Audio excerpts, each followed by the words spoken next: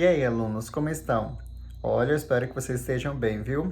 Nós estamos iniciando mais uma semana, um novo dia e, é claro, um novo conteúdo.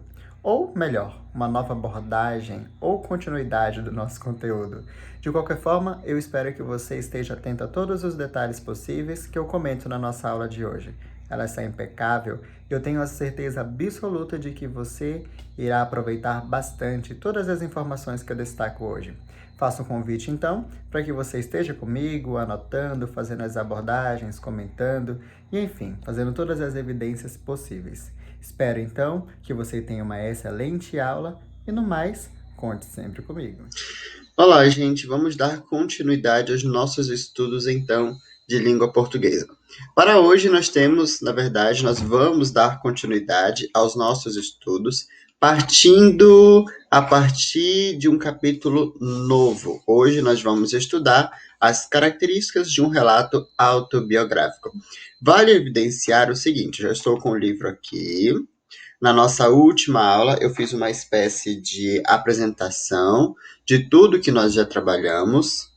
E hoje, então, eu vou dar apenas uma continuidade à nossa abordagem que nós estamos trabalhando.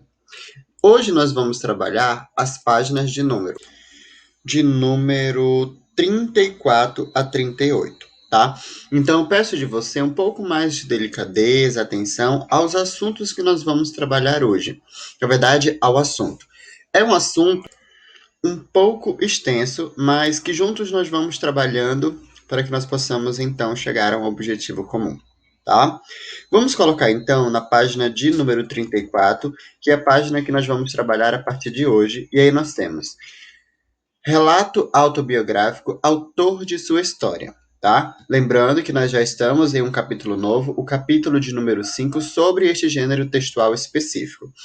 O capítulo de número 4 ele já foi todo trabalhado, então eu espero que você já esteja com este material atualizado, para que nós possamos dar continuidade, então, aos nossos estudos. Nós temos aqui o seguinte, nós temos uma fala do Bordeaux, né? Eu vou deixar que você leia, porque o que vai nos interessar de fato é a partir daqui, onde temos você, leitor. Aqui nós temos uma autobiografia e nós temos aqui minha vida, minha história. Cada vida é sua história. Cada um de nós tem uma história única, particular e individual. Nos dias atuais, é comum utilizarmos as redes sociais como forma de mostrar, por meio de fotos e vídeos, nossos gostos pessoais e as atividades que realizamos. Algumas pessoas, por sua vez, registram suas memórias em diários íntimos. Há ainda pessoas que escrevem como sua vida se desenhou no decorrer dos anos. Não é raro que relatos de personalidades públicas sirvam de modelo e inspiração para outros indivíduos. O trecho a seguir relata o momento em que Malala, ainda hospitalizada, descobre como pessoas de diferentes partes do mundo reagiram ao ataque sofrido por ela. Muito interessante o texto da Malala, que nós vamos então ter um outro olhar sobre a vida dela. Para quem não sabe, nós temos aqui algumas características da Malala. Nasceu em 97, no Paquistão, num país de cultura árabe, com tradições diferentes das ocidentais. Ficou conhecida no mundo todo após ser baleada aos 15 anos por ativistas do Talibã por defender o direito de as meninas frequentarem a escola.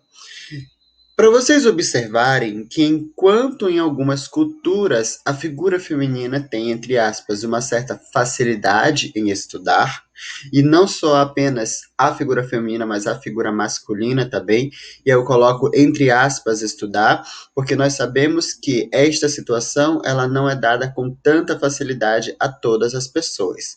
Né? No caso da Malala, especificamente, ela nasce num país de cultura árabe que ali, no caso do Paquistão, e se torna um pouco mais complicado dela, então, exercer o direito de frequentar a escola. E ela, então, estimula outras meninas a fazerem a mesma situação. O problema é que o Talibã, e mais particularmente a sua cultura, não considera que as mulheres estejam à frente quando diz respeito, então, ao exercício educacional, à escola, ao conhecimento de uma maneira geral. tá? Então, nós vamos observar que justamente o comentário do nosso livro que diz sobre o Talibã, que considerava o posicionamento da jovem contrário a seus princípios. E por esse motivo, um de seus seguidores, em 2012, atacou o ônibus em que a menina e suas colegas estavam voltando da escola. A estudante foi atingida com um tiro na cabeça, foi retirada do país com sua família e levada para o Reino Unido, onde recebeu cuidados médicos e conseguiu se restabelecer. O texto a seguir, ele é um texto totalmente autobiográfico. É claro que neste momento eu vou precisar de muita paciência sua para que você então se sinta a par de tudo que eu vou comentar. Essa leitura ela vai ser necessária, tá? Até porque as questões que seguirão a seguir eu vou precisar fazer uma retomada ao texto. Por isso então que vai ser necessária, tá bom? Vamos lá então. A única coisa que eu tinha comigo no Paquistão era um chale bege, que o coronel Junaid comprara para mim e entregara para a doutora Fiona. Eles não tinham ideia de como eu conservadora, ou de como eu era conservadora, ou o que uma garota adolescente do Vale de Swat vestiria. Foram até as lojas Next e Brit e voltaram com uma sacola de camisetas, pijamas, meias e até sutiãs. Ima me perguntou se eu queria shawar kamis, e eu fiz que sim. Qual é a sua cor favorita? Ela me perguntou. Rosa, foi minha resposta. Todos estavam preocupados com o fato de eu não estar comendo, mas a comida do hospital não me apetecia e eu temia que não fosse halal. As únicas coisas que eu ingeria eram os milkshakes nutricionais. A enfermeira Julie descobriu que eu gostava de cheese wood seeds e trouxe alguns pacotes. De que você gosta? Perguntaram. De frango frito, respondi. Ima descobriu que havia em Kentucky Fried Chicken Halal em Small Earth. Então passaram a ir lá todas as tardes, comprar frango com batatas fritas. Um dia, ela até preparou um curry para mim. Para me manter ocupada, arrumaram um aparelho de DVD. Um dos primeiros filmes que puseram foi Driblando o Destino.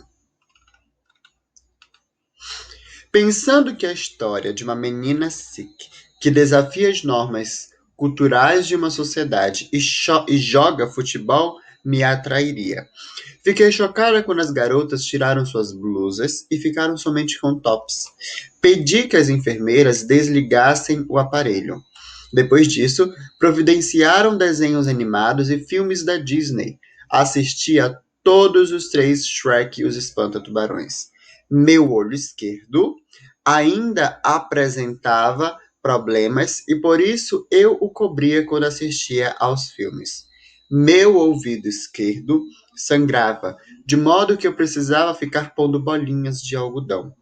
Um dia perguntei a uma enfermeira: o que é este calombo? Pondo a mão dela no meu umbigo. Minha barriga estava grande e dura e eu não sabia por quê. É a parte de cima do seu crânio, ela respondeu. Fiquei chocada. Depois que comecei a falar, voltei a andar. Não tinha sentido nenhum, não tinha sentido nenhum problema com os meus braços e pernas na cama. Fora minha mão esquerda, que estava rija porque a bala tinha parado no meu ombro. Assim, não percebi que não podia caminhar direito. Meus primeiros passos deram tanto trabalho que eu parecia ter corrido 100 quilômetros. Os médicos me disseram que eu ficaria bem. Só precisava de um monte de fisioterapia para que meus músculos voltassem a funcionar. Um dia apareceu outra Fiona, Fiona Alexander, encarregada da assessoria de imprensa do hospital. Achei engraçado. Não conseguia imaginar o Hospital Central de Swat como assessoria de imprensa. Até ela conversar comigo, eu não fazia ideia da atenção que atraíra. Quando voei do Paquistão para Birmingham, algumas fotos minhas vazaram. Anunciaram que eu ia para o Reino Unido e a mídia logo descobriu que meu destino era Birmingham. Um helicóptero da Sky News sobrevoou o hospital em círculos e 250 jornalistas de lugares distantes, como a Austrália e o Japão, foram me procurar. Fiona Alexander passara 20 anos como jornalista, tinha sido editora do Burnham Post, sabia, portanto, como abastecê-los com notícias e impedi-los de entrar. O hospital começou a dar informativos diários sobre o meu estado de saúde. Pessoas simplesmente apareciam querendo me ver. Ministros do governo, diplomatas, políticos, até mesmo um enviado do arcebispo da Cantuária.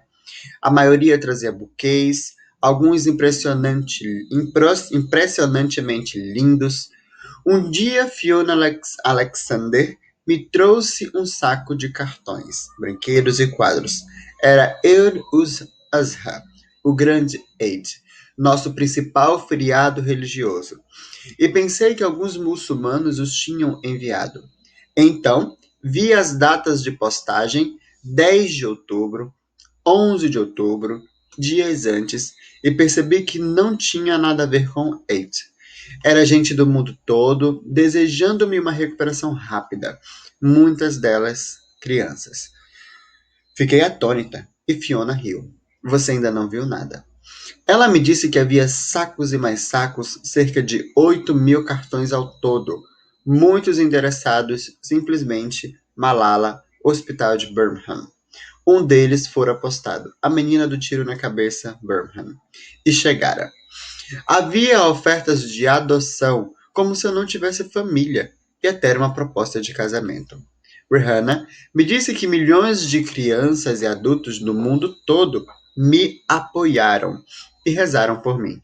Então percebi que as pessoas salvaram minha vida.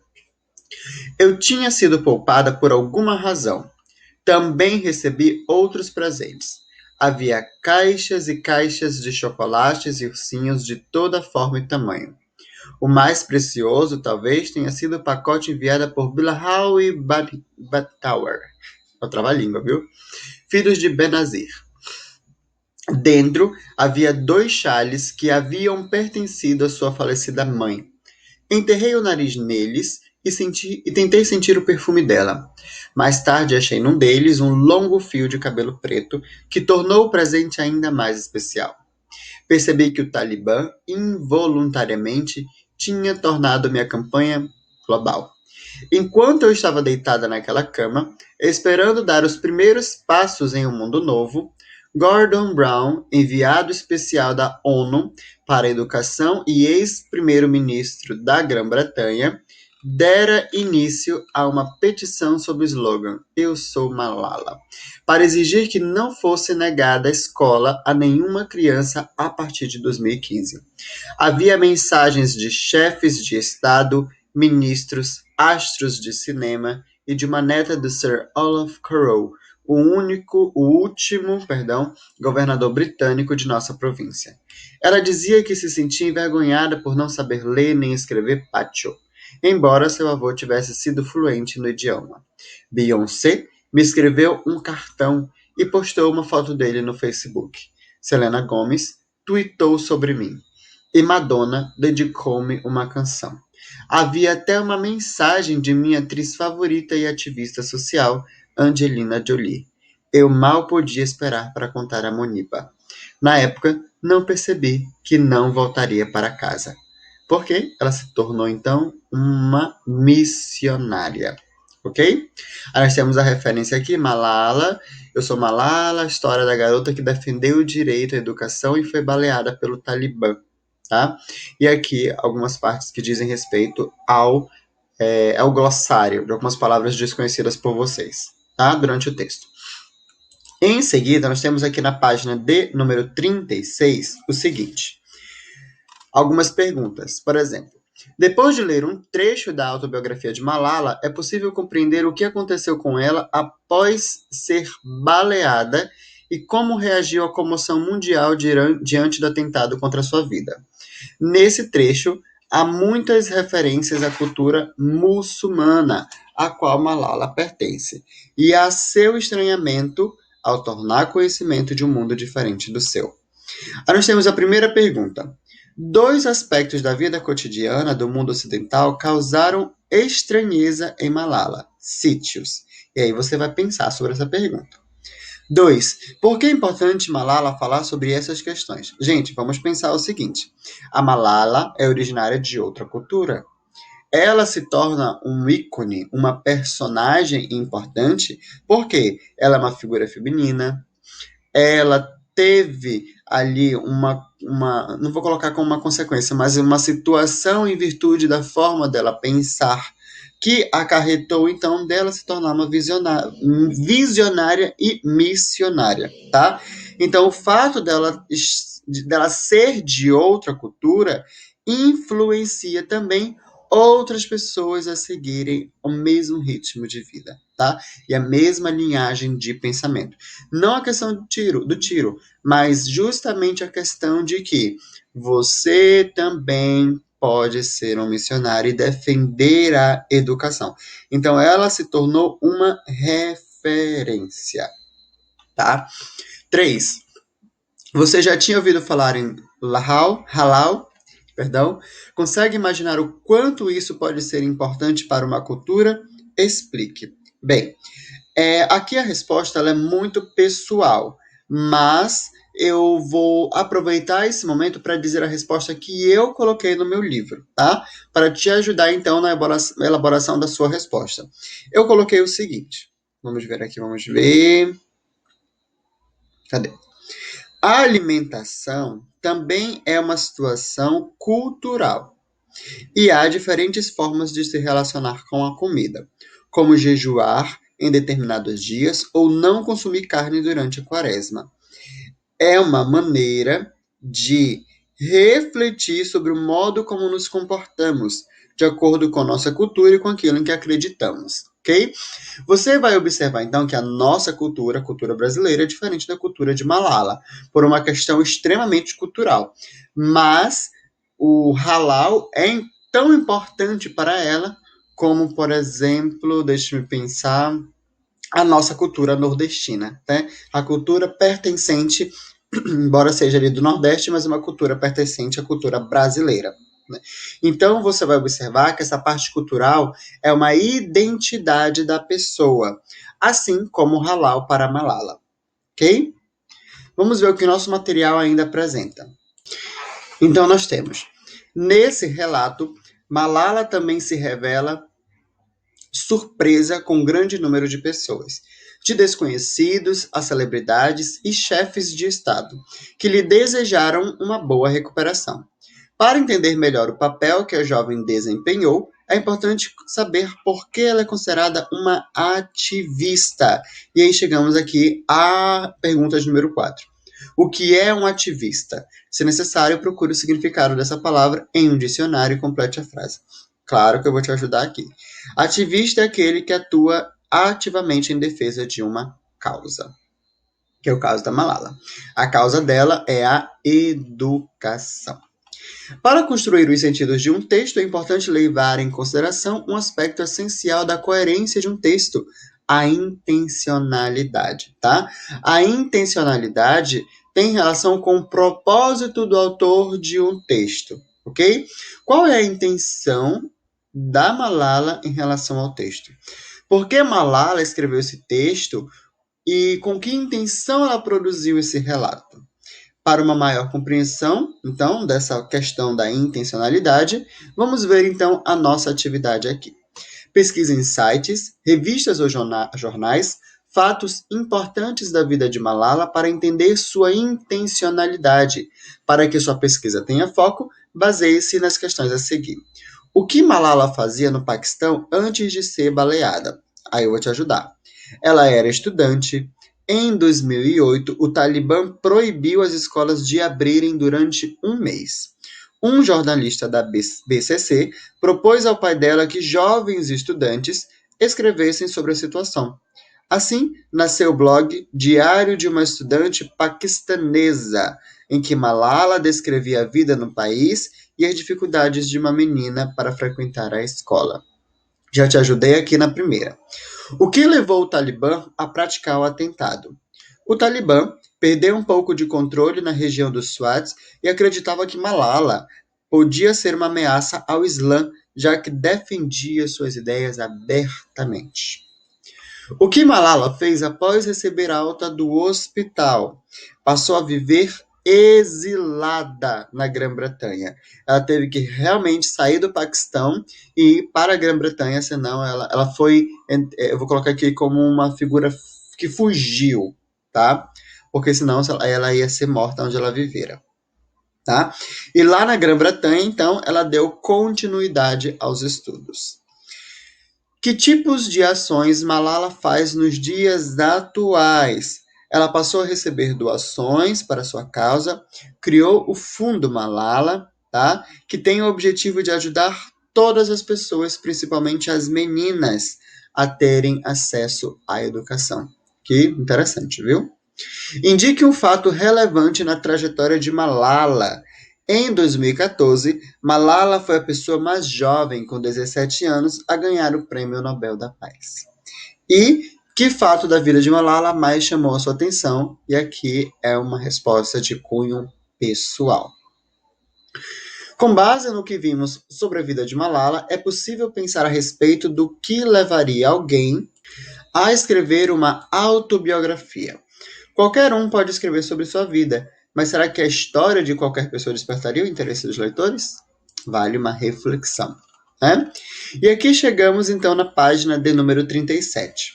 Como você já sabe, no Paquistão há regras específicas com relação à educação formal de mulheres. Olha, o que eu comentei no início da nossa aula de hoje. E a atitude de Malala, frente a isso, fez com que ela sofresse um atentado. Todos esses fatos juntos tornam sua história singular, única, particular. No trecho selecionado, ressalta-se a comoção mundial diante do que aconteceu com a garota.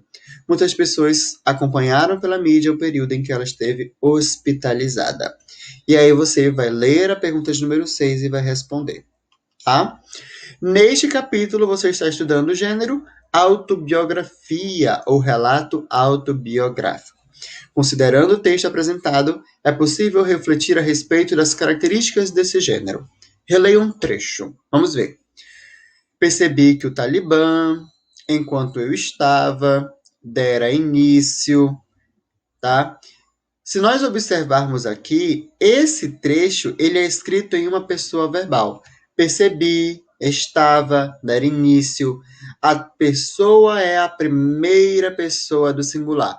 Eu percebi, eu estava, eu dera início, tá? Isso vai ser importante você ter em mente, porque o relato autobiográfico ou a autobiografia, ela é escrita então em primeira pessoa do singular, e é uma característica desse gênero textual que nós estamos estudando. Aqui ele pede para você transcrever um trecho que confirme a sua resposta. É só você pegar. Percebi que o Talibã involuntariamente tinha tornado minha campanha global. Pronto. E aqui nós temos, então, como confirmação daquilo que você está me dizendo. Releia o trecho e indique o tempo das formas verbais sublinhadas. Forma verbal, percebi, estava e dera. Tempo verbal, quando eu digo eu percebi, naturalmente nós temos aí um pretérito. Se eu faço uma conjugação, eu percebi, tu percebeste, ele percebeu. Nós temos um pretérito perfeito do modo indicativo. Este é o tempo verbal, tá? Ele não pede o modo, mas aí claro que não tem como fazer essa separação. Estava, eu estava, tu estavas. Nós temos aí um pretérito imperfeito do modo indicativo. E dera, nós temos aí um pretérito mais que perfeito do modo indicativo. 3 tempos, então, totalmente diferentes. 9. Com base na leitura do trecho apresentado neste capítulo, assinale as alternativas corretas. A história é narrada por quem a viveu. Com certeza, quem viveu foi a Malala, e a história todinha contada sob o ponto de vista da Malala. B. A autora não parece se preocupar com a veracidade dos fatos relatados. Tem certeza? Na verdade, ela se preocupa sim com a veracidade dos fatos relacionados, tá? Então você não vai marcar a letra B, porque a letra B diz que ela não parece se preocupar, mas na verdade é o contrário, ela se preocupa e muito. C. Malala é uma personagem secundária no texto. Não, Malala é uma personagem principal no texto. D. Nem todos os fatos narrados foram vividos pela personagem, mas ela tem conhecimento deles. Vejam bem, nem todos os fatos narrados foram vividos pela personagem. Até então nós percebemos isso, mas ela tem conhecimento deles, sim, tá bom? Nem todos os fatos narrados foram vividos por ela, mas ela tem conhecimento de todos os fatos. Há a presença de fatos vividos pela narradora, com certeza, é um relato autobiográfico. F. Há indicação de emoções vividas pela narradora, com certeza, é inclusive uma característica do relato autobiográfico. O texto é essencialmente objetivo? Não, ele não é objetivo, ele é subjetivo. Tanto que você fica impressionado com a história dela, tá? De alguma forma, a história dela afeta não as suas emoções, mas a sua forma como você enfrenta e encara o mundo. Ao resolver a atividade anterior, você identificou as características gerais de um relato autobiográfico. Em uma autobiografia, a história é narrada pela mesma pessoa que a viveu. Aí nós temos auto, tá? Autobiografia, é a história da própria pessoa. No entanto, para escrever a história de outra pessoa, o autor precisa pesquisar o maior número possível de dados e informações a respeito dela. Inclusive, não é raro uma biografia ser escrita após a morte do biografado. O relato é a narração oral ou escrita de um fato. É autobiográfico quando seu autor relata fatos que aconteceram com ele mesmo. Tá? E aí nós vamos observar, porque todas as informações aqui são importantes, até sobre o tempo verbal. É o tempo verbal que contribui para indicar a sequência das ações praticadas no passado, ou seja, antes do momento da escrita. Chegamos então na página de número 38 e nós temos aqui ainda uma página que diz respeito à subjetividade na autobiografia. Vamos ver o que nosso material diz. A autobiografia, aí você vai precisar pegar o seu marcador de texto para destacar o que eu vou trazer aqui hoje para vocês. Destaque logo o primeiro parágrafo. A autobiografia é uma forma de uma pessoa compartilhar sua história e trajetória de vida, relatando fatos que até podem ser de conhecimento público, mas a partir do seu ponto de vista. Porque em outro momento eu vou perguntar o que é uma autobiografia, tá? E quais são as características do relato autobiográfico ou da autobiografia? Faz o uso da subjetividade. A subjetividade consiste em uma análise valorativa daquilo que é narrado, tá?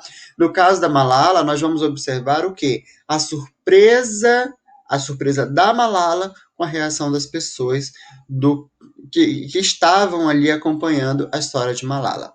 Nós sabemos que ela foi baleada, que ela esteve internada no hospital para sua recuperação.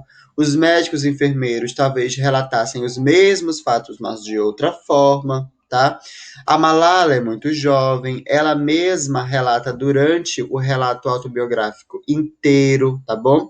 E uma pessoa jovem, então, que defende o direito à educação em um país que isso não é permitido, isso então se torna um ponto diferencial e relevante. Tanto que o nosso material ele destaca o termo relevante, tá? E aí ele traz inclusive um comentário muito bacana. Se você tem o costume de frequentar livrarias, deve ter visto que há muitas autobiografias à venda. Há muitas biografias e há muitas biografias. Que autobiografias ou que biografias são publicadas pelas editoras? Em geral, aquelas que relatam a vida de pessoas que se destacam em certas áreas, como artistas famosos, atletas, profissionais e empresários de sucesso. Normalmente, biografada é uma pessoa porque o público em geral tem algum interesse. No caso da Malala, ela foi uma personagem, entre aspas, nova e trouxe aí um histórico de vida muito interessante. É claro que, em virtude do nosso tempo, nós não vamos conseguir dar continuidade à subjetividade na autobiografia. Então, o que você irá fazer então hoje? Você irá responder as questões que eu comentei durante a nossa aula. Você irá responder então as questões de 1 a 9 das páginas 34 a 38 daqui, tá bom? E na próxima aula, então, eu vou continuar o nosso estudo sobre a subjetividade na autobiografia. E eu também vou iniciar autobiografia e diários e vou fazer uma revisão geral sobre classes gramaticais. Tá bom, turma? Espero que vocês, então, tenham apreciado a nossa aula de hoje. Nós vamos terminar por aqui. Encontrarei vocês na nossa próxima aula, então. Bons estudos e até a próxima, se Deus quiser. Tchau, tchau, turma.